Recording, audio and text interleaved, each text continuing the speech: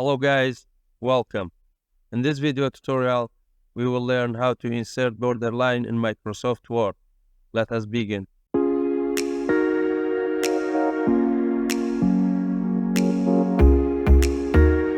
In first step, navigate to Design in the tab menu.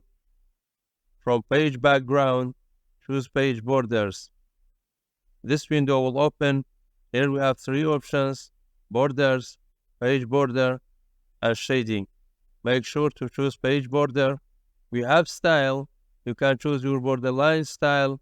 Here we have different lines, single line, and we have double line, triple line as well. I will go for this style, and this is the preview of our work. From color section, you can select your color. I will go for blue.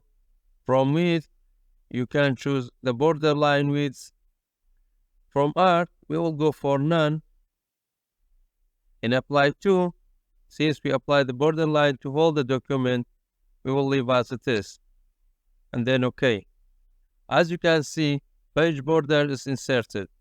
Thanks for watching. I hope you found this video to be helpful. For more daily tips and tricks, subscribe us and don't forget to like the video.